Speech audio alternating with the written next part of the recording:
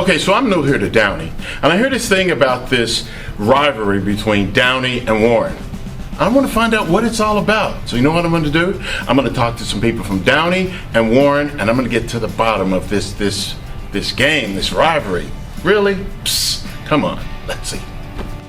What does the Downey-Warren rivalry mean to me? It means everything.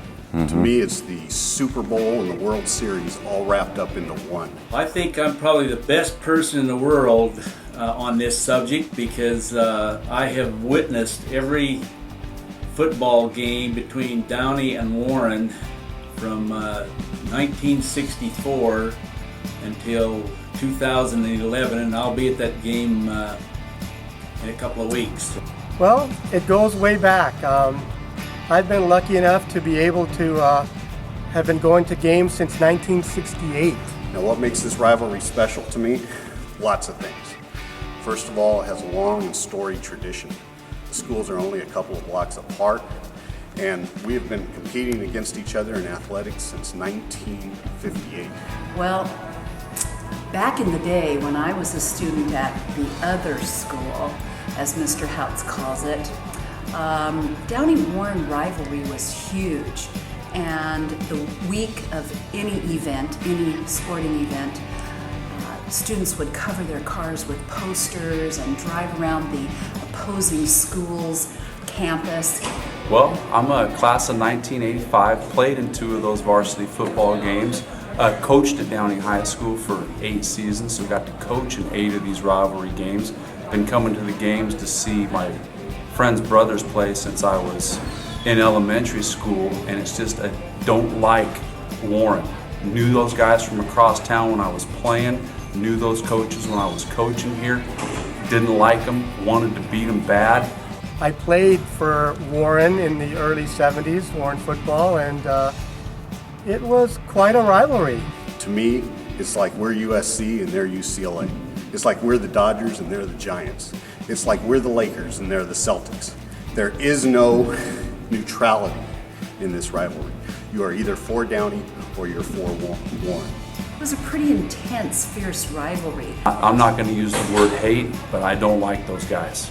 It wasn't so much that I disliked Downey. I think it was just a really, really, really strong hatred of Downey High. I actually started at Warren, and I contributed to some of the mischief that took place between the 2 schools. My brothers and sister call me the traitor. Yes, I am a traitor of the family. It used to be a citywide event. The whole city would get excited about the crosstown rivalry that we had here in Downey. When you grow up in this city, you most likely grow up playing youth sports. And you develop a lot of relationships with kids on both sides of the town. But when you get to high school, half of you go to Downey, half of you go to Warren. And there is no one that you would rather beat than those kids that decided to go to the school on the other side of the town. And it was a true rivalry game because we knew those guys were going to be good, they were going to play hard, and they wanted to whip us, and we wanted to whip them. I did the unpardonable sin from the Warren standpoint. The Downey head football job came open in 1970, and I moved from the comforts of Warren High School over to Downey.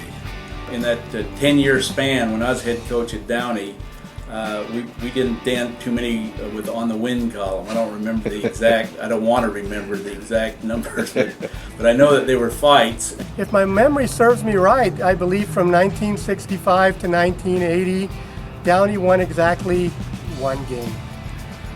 It was never very friendly from the coaching staff ways. We were very cordial with each other. When you become a student at one of the schools, when you become an athlete, you dream of the day that you can become a varsity athlete. You can participate in the Downey-Warren game your senior year.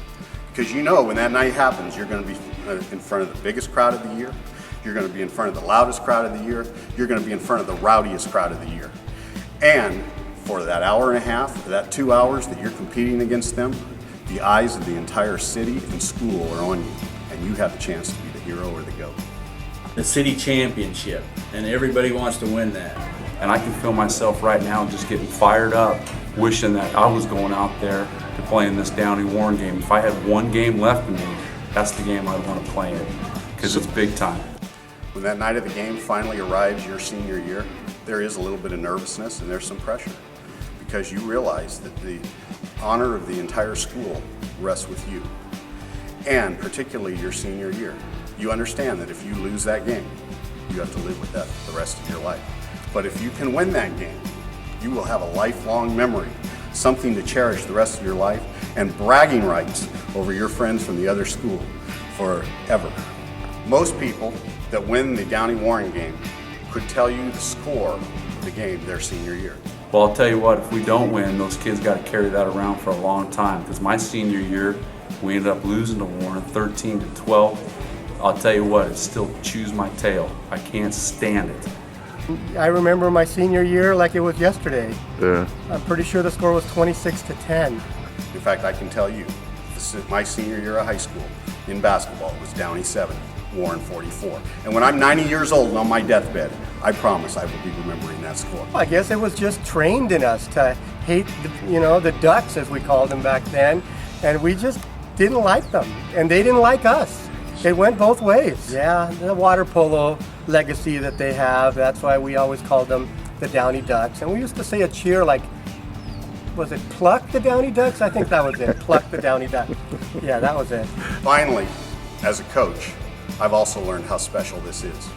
As you can probably tell, and I'll admit it, I don't like the Bears very much. I don't like anything about them. I don't even like the color of their uniforms.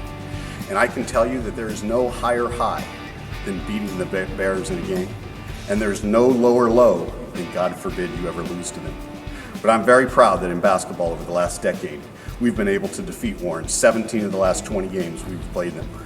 And the only thing I'm disappointed in, it's not 20 out of 20. Downey Unified School District should be very proud of our kids who participate not only in football but all the sports. I'm really glad that the rivalry continues in the water, on the courts, and in the fields today. Mr. Sanders is always questioning my allegiance about which side of the fence I'm on, and I unequivocally want to say I am now a Viking. I have seen my error and left the dark side. Go Vikes. Well, I must admit that now being a Downey High Viking, I sit on the Viking side. I truly hope that people will attend Downey-Warren sporting events this year. They are truly special. I promise you won't be disappointed. If Downey was playing Warren in chess, it would be exciting. Downey versus Warren, it's special.